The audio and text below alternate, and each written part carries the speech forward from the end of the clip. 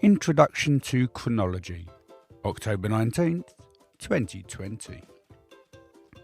I have 1,001 things to do this evening. The 1,000 things can wait, I'll focus on the one. And that one thing is to write what will become the introduction to my book. I've already given the book a title as well as a subheading title. Yes, I'm a little enthusiastic, but I do like to have some sort of direction, even if it isn't very much. And as these entries trickle on, you'll come to realise exactly how little direction I have at the moment. My aim is to have a book ready once my Masters is finished. In order to achieve this, I shall be writing for a year. Little bits, big bits, notes and scribbles. There's no easy way to complete what I'm attempting to manage, but I shall certainly give it a go.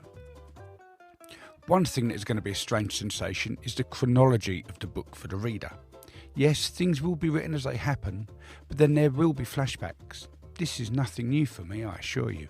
In fact, it's nothing new for diaries or memoirs. However, this introduction will be at the beginning of the book. Yes, I know that I've written around 20 entries already.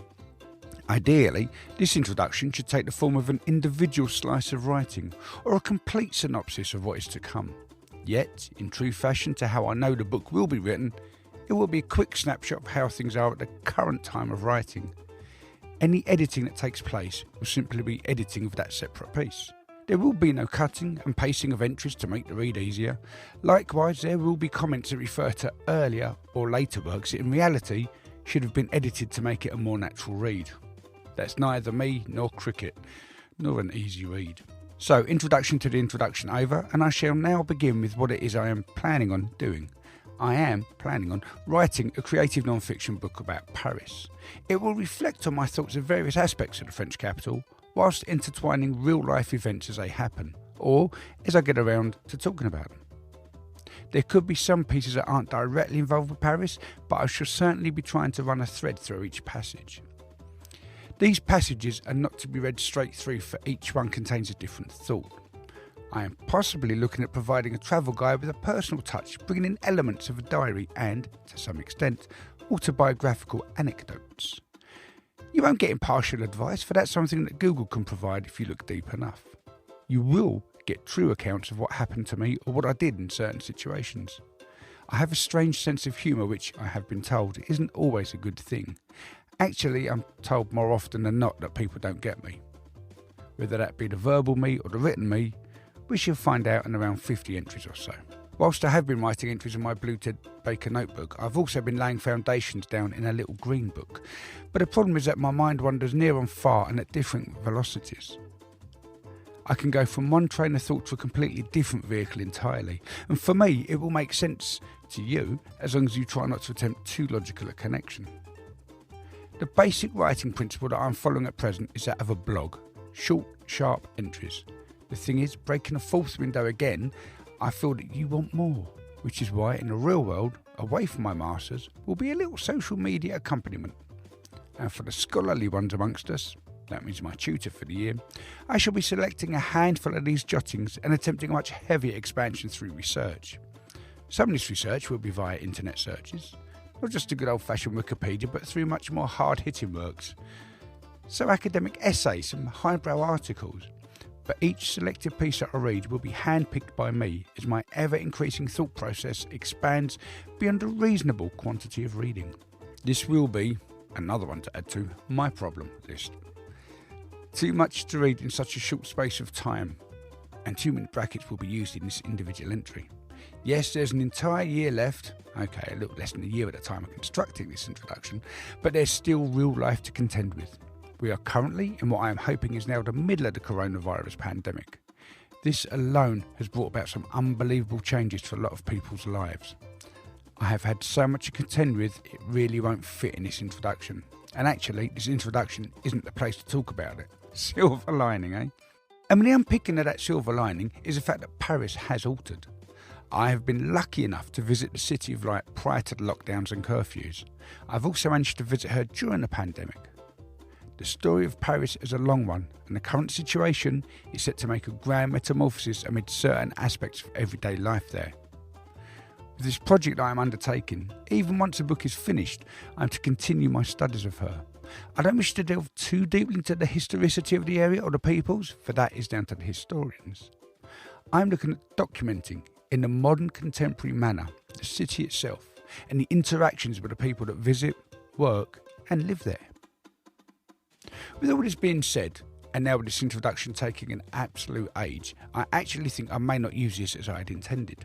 I know it's far too long for a blurb on the back of the book. I could use it as an entry which, until placed in its final position, will remain a mystery to myself. And this is what I meant by chronology issues. By the time this is read, you will know whether it is the introduction or if I've placed it as an entry dated the 19th October 2020. The whole book, whilst appearing unstructured, will be just that, but in a Tommy Cooper way. It's how I used to give my lectures on salsa dancing to teachers and students. I like to look like I have no idea, yet it is a painstaking method to have to work through in order to make it look that way. It is here that I wish to mention an actual introduction to a book that I've started reading. This book hasn't influenced me, although the introduction resonated with me. If I could write something like this with the intensity, drive and enchantment, I'd be very proud. My tutor wouldn't be though. The introduction of The Insider's Guide to Paris is a lot shorter than is required for my initial assignment. Yes, this is the piece that will be the beginning of my final year of my Open University Masters. It's been a long journey to get here, but a very enjoyable one. My final assignment will be a much broader version of what I was hoping to be my final assignment of last year. The lockdown saw to it that that piece wouldn't be written.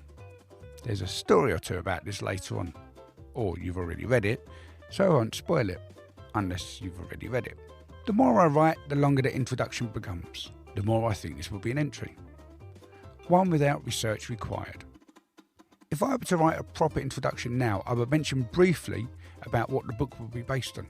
I would also mention typewriters, desks and lamps, as well as fountain pens. And I will make a passing comment for future entry when I was sat in a Costa Coffee at Heston Services on the M4 by Heathrow Airport. I would then make a little side note about Umberto Eco and Cape Muir. Nothing fancy, just a nod in their direction. I would even possibly mention the amount of internet searches I had carried out and the number of books I had purchased, covering a small range of Parisian interest. My knowledge of the French language is another point that I would raise in the real introduction. I know very little of my schoolboy French. Google Translate has become a little bit of a helping hand for me. As such, I've tried to include little bits of French that are either commonplace knowledge or, failing that, I've added a translation somewhere along the line. But don't worry, I'm certainly not going to pretend that either of us are fluent. As a Londoner myself, I am fully aware that most of our beauty is hidden from the regular worker or shirker.